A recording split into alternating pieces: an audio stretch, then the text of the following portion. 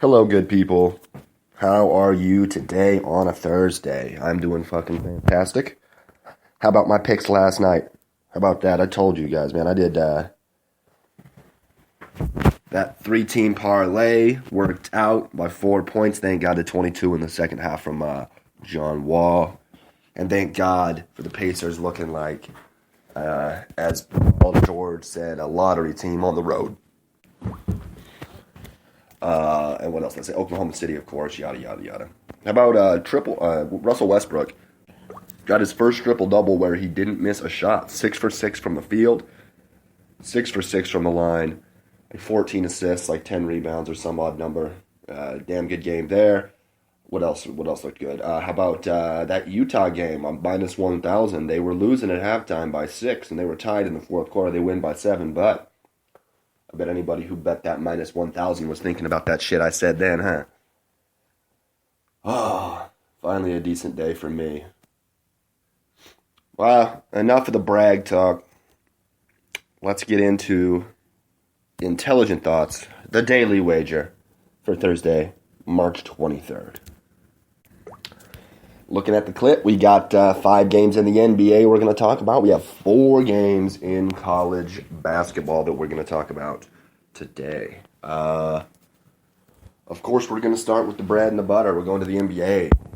And our first stop is Brooklyn, New York, where the son of a bitch Brooklyn Nets are hosting. I don't know how they keep winning games occasionally, but they do.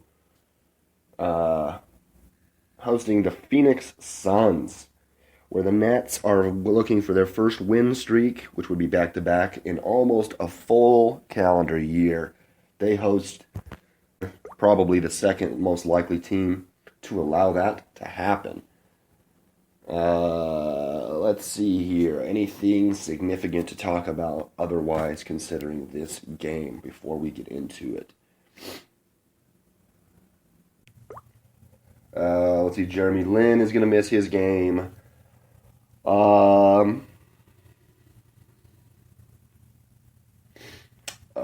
Let's see. Brandon Knight, Bledsoe, Chandler. Whoa.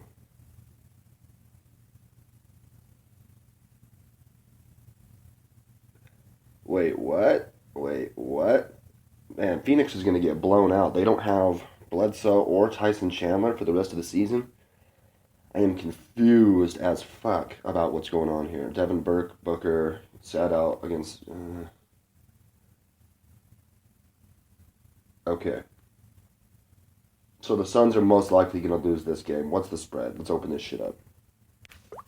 Let's see. The spread says -4, -4 for the Brooklyn Nets, which is way lower than I thought it would be. And the money line says -170 for the Brooklyn Nets. I'm going to say stay the fuck away from the game because everybody on both sides sucks. Devin Booker, obviously the best player. Well, maybe Robin Lopez. I don't know. Or is that Brooke Lopez? No, I sure as fuck don't know. Yeah, stay away from this game here. If anything, I would take the even money for your Brooklyn Nets -4. I figure that's, probably your best bet. I don't understand. Phoenix, they're just playing free pick. That's despicable. I hope that the Lakers fucking still win games and then end up getting better shit than they got anyway. Fuck them. Stay away from that game, guys. Stay away from that game. Sorry about my rudeness. Alrighty, let's move on to the second game of the night. Some people would call it the first game, seeing as they start at the same time. The Toronto Raptors going to Miami to take on the Miami Heat. This game's going to be on NBA TV.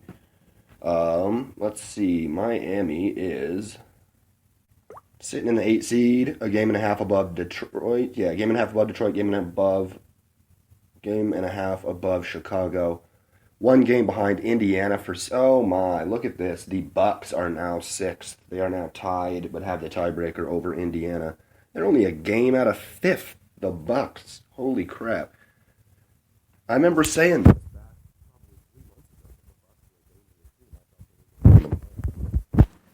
This is a strange late push, though. Giannis has truly stepped his game up. But, yeah, Miami. Looking good right now, man. Toronto has won 3 straight games, and they're only 1 game behind Washington for 3rd place in the East. Let's see if everybody's playing and all that good stuff here. So it looks like Serge Ibaka's not going to be playing because him and Robin Lopez last night. So they both suspended 1 game. He'll be out. Dion Waiters is going to be out also. He's got that left ankle injury. Looks like he's going to be out another 10 days. And, wow, Hassan Whiteside might be out to a finger injury. Let me look at this. He suffered a gash on his fucking hand. 13 stitches to close in a game against the Phoenix Suns. Doesn't make any sense, but it did happen. The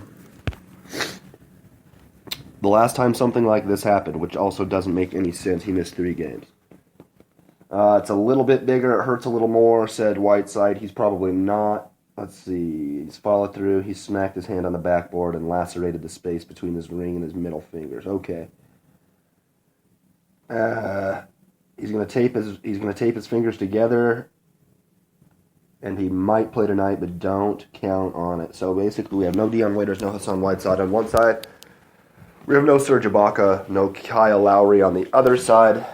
That makes me think, just off the top of my head, the spread should be about 2.5 points in favor of Toronto. Let's take a peek at it. The spread is 4.5 points in favor of Miami.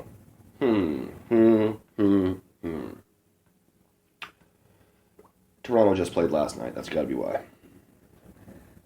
And they had a tough go of it, actually, as well. Wait, that wasn't last night. Toronto played 2 nights ago. All right, I'm going to go ahead and tell you, take Toronto plus 4.5 in this game. Without Dion Waiters, and I don't think that Hassan Whiteside is.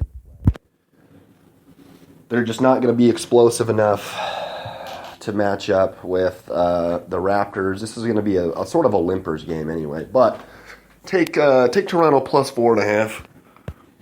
I think they should be favored, like I just said, by like 2 points because of the stars that are out for Miami. Go ahead and take that Toronto plus 4.5 there. I like that call. Happy to see that. All right, we move on to the Dallas Mavericks hosting the Los Angeles Clippers. Dallas looking like they are going to have a little bit too little, too late as far as the playoff push is concerned. The Clippers are only a game behind the Utah Jazz for the number 4 seed. Those teams actually play on Saturday as well, Utah and the Clippers. So they'll probably be able to figure that shit out. Let's see who's going to be hosting it. The Clippers, it'll be in LA. But before then, we have to deal with the Mavs. So it looks like we have all the players we think we should. Nerlens Noel is not going to be in the starting lineup because of that knee injury. He might not play. It doesn't say that, but I'm not really sure what to make of it. Let's take a look at the spread. I expect it to be a small Clippers spread here. 5.5 point favorites, the Los Angeles Clippers in Dallas. Money line is minus 220. I like that money line. Give me that. So far we have what? The Raptors plus 4.5, and we have the Clippers minus 220. Alrighty, I just like the Clippers defense there.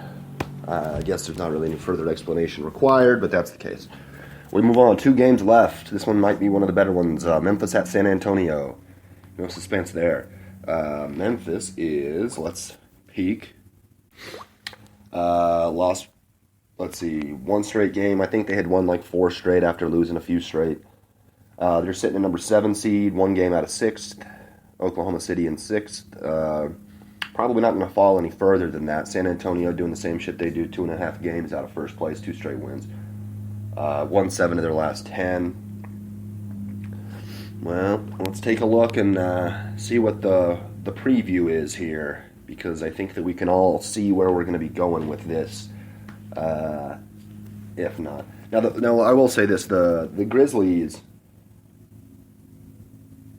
I think they're 2-0 against, they're 2-0 against San Antonio this year. I think they're 1-0 against, or maybe 2-0, or maybe 1-1 against, but they beat the Warriors as well, so they do play these teams well.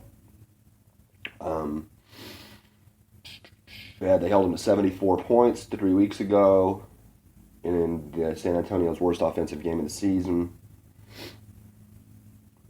Let's see, though. Make sure everybody's playing. Aldridge came back the other day and played well. Kawhi had 22 the other day. So it looks like we pretty much have who we think we have.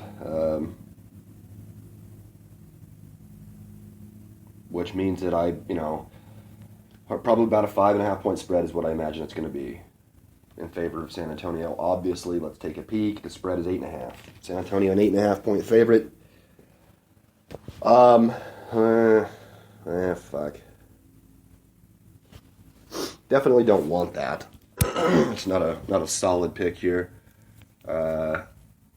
Just because I think it's going to be a low scoring game as well. What's the money line? 400, minus 400 for the Spurs at home.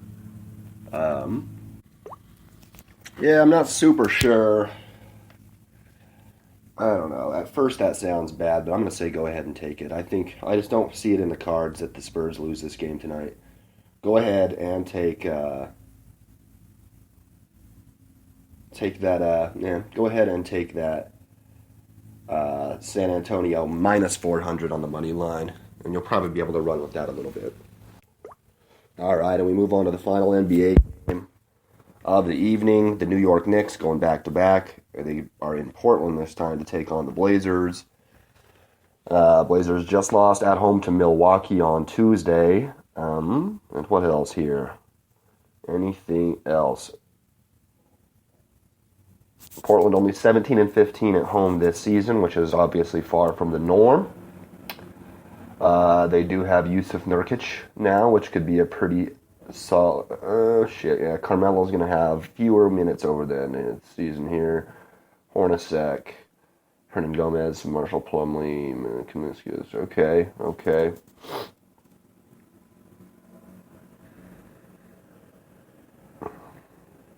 So basically, I think that the Portland Trail Blazers are probably going to win. But I think, remember how I said last, so the Jazz are a better team than the Blazers. And they have a better home court advantage because of the elevation, and they still had trouble last night. I know this is coming off the second night of a back-to-back, but let's take a look at I know the spread in this game is going to be fucking massive. It is minus 12 for the Portland Trail Blazers, and the money line is minus 1,000 for the Blazers, plus 725 for the Knicks. So you know what I'm about to tell you here. Take the Knicks plus 725. If it's 1 in the 7 times that they win, you're going to win. Or if it's a 1 in 7 chance that they win. Like, look, it's way higher than a 1 in 7 chance they're going to win the game. So literally that's a value pick there. And that's a lot of money you could make up just by having that one pick. And plus, Vegas, they have to have somebody betting on the Knicks money line. So they do make it in extreme numbers like these. But yeah, so let's recap this shit. What am I giving you? Toronto, plus 4.5 points. Take that shit at Miami. The Clippers, minus 220 at Dallas. I like it. The Spurs, minus 400 at home against the Grizzlies. I like that as well. And the Knicks, plus 725 on the road at the Portland Trail Blazers. Take all of those, and I think you're probably going to come out ahead at least a little bit on these ones. And that's it on the NBA action for the day. Let's get our asses into some college basketball. March Madness style tournament gambling. Everybody's favorite. Alrighty, first game, Michigan, Oregon. Michigan, a 1.5 point favorite. They played well. They won the Big Ten Conference or whatever. Played very well. I'm gonna go ahead and say, honestly, don't really take any of my fucking. Don't take this as being anything similar to my NBA picks because it's not. My NBA picks, I actually do have knowledge. These ones I'm just basically guessing. But give me Oregon plus 1.5. I know that they had that knee injury, but I still feel like they're probably the better team of the two. So go ahead and give me Oregon plus 1.5 there. Moving on to the Elite Eight. And then let's see, who else we have? West Virginia. Gonzaga. That's actually a damn good matchup. 3.5 point favorites. Gonzaga is. I don't know. That's a tough game to pick. That's a tough fucking game to pick. I'm going to say West Virginia. I think West Virginia plus 3.5. That's your call right there. Taking back-to-back underdogs. They look good. Purdue, Kansas. Kansas is a 5-point favorite. Take Kansas. They're going to win.